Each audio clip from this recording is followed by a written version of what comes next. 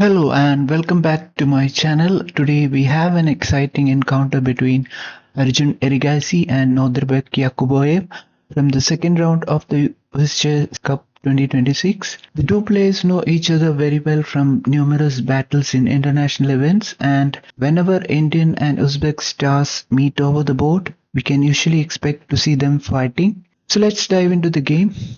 C4. Arjun opens with the English opening, and E5. Black immediately occupies the center. G3. Preparing to fianchetto the bishop.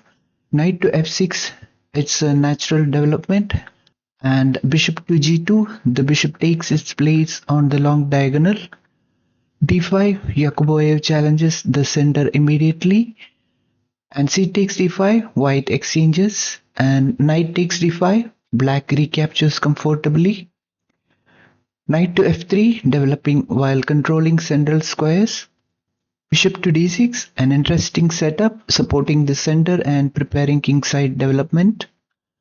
Knight to C3, white develops another piece. Knight takes C3, black decides to exchange knights. B takes C3, white accepts double pawns but gains the bishop pair and central control. Castling, black castles on the king side.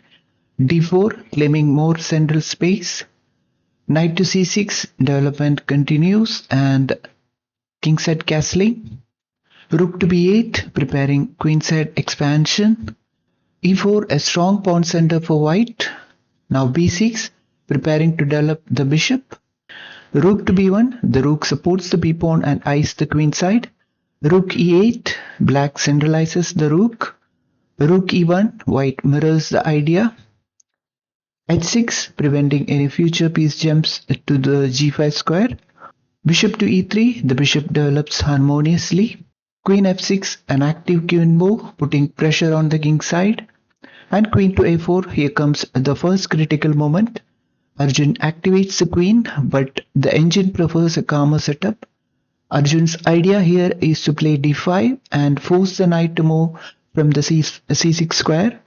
And once knight moves to the E7, queen takes E8 rook, but the engine suggests queen to A4 as inaccuracy. Knight to D2 was best here. Bishop to D7, black develops with tempo. Here if Arjun plays D5, then knight to D4, white takes D7 bishop, knight takes F3 knight with a check, and bishop takes F3, and queen takes F3, the material will be equal. Now knight to H4, white begins thinking about kingside activity with ideas of knight to F5. Rook B to D8, centralizing the second rook.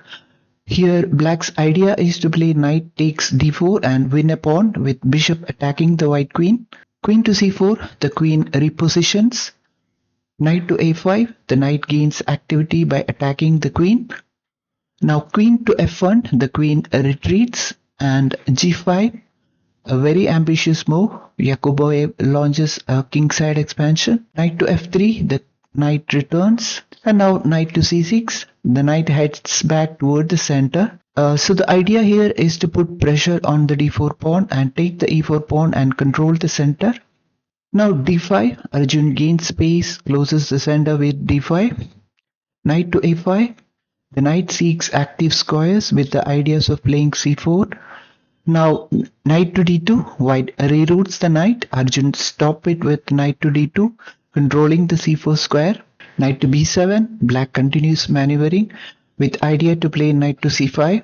Now queen to E2, improving queen placement, and the idea is to play queen to H5 and gain positional advantage.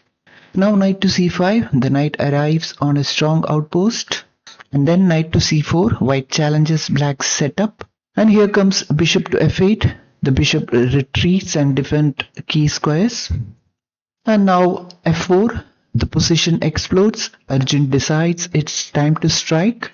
The engine is not fully convinced though, but it certainly creates complications. Now G takes F4, black accepts the challenge. G takes F4, white opens the lines, and E takes F4, black grabs another pawn.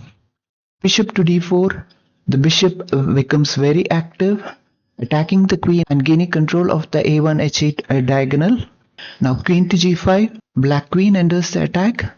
So here the idea is to launch a kingside attack with bishop to h3, king to h1, a very useful king move with the idea of playing rook to g1 and for pinning. Now bishop to g4, developing with tempo against the queen. And now queen to f1, the queen steps back. At this moment black appears to have the better game. And c6, here comes the turning point of the game. This natural looking move turns out to be inaccurate. Instead of consolidating, black gives white new opportunities. Bishop to g7 was the best suggested move here. Now d takes c6, Arjun immediately takes advantage. The passed c pawn become very dangerous. Rook to e6, black tries to generate activity, but inaccuracy here. Knight to e6 was best, as black knight can then control the c7 square to stop any pawn advancement. But now white's position is suddenly much easier to play. Bishop to f3, a strong improving move. White challenges black's active bishop. h5, black pushes forward. Rook to b2. Here the idea is to play rook to g2 and bishop takes f3. Queen takes f3 and it's a pin. So now bishop to g7, black improves the bishop. This stops the pinning idea. And e5, Arjun takes control, and this is a powerful central breakthrough. The bishop, rook and queen now work together beautifully. And bishop takes f3 with a check, and this is an inaccurate move. Black exchanges pieces hoping to reduce pressure. Bishop to f8 was best here. Queen takes f3, white recaptures. Now queen to g4, black searches for counterplay. Queen to f1, calm and precise, Arjun keeps everything protected. And now comes f3, the decisive mistake. It's a blunder. Rook to g6 is the recommended move here, as it was the best to consolidate the position. This is the move that loses the game. Instead of creating threats, black weakens key squares around the king. The evaluation immediately jumps in white's favor. Knight to d6, a fantastic knight move. The knight invades and attacks critical squares and coordinates with the rook and a queen. So the idea here is to promote the c6 pawn. Rook to e7, stopping c7. Black tries to hold the position together.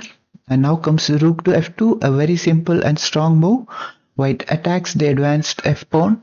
And now queen to e6. With only seconds remaining on the clock, black attempts one last defense with the idea of winning a pawn with bishop takes e5, bishop takes a5, rook takes d6 and bishop takes d6, and queen takes d6 with the idea of winning the c6 pawn. But queen to e6 is an inaccuracy, as f6 is the best move here. And now rook takes f3, and that's it. White wins the dangerous pawn and keeps the extra material and maintains the attack. And it was at this point Yakuboev resigned the game. So it was a very instructive game where Arjun patiently absorbed black's kingside initiative, waiting for inaccuracies like c6 and f3, and then converted with excellent central play and piece coordination. We saw a powerful comeback from Arjun Erigaisi, proving once again that one inaccurate move at the highest level can change everything. Okay, so hope you enjoyed the video. If you liked it, do give it a like and subscribe to my channel to keep posting more interesting videos like this. Thanks for watching, and I'll see you in the next one.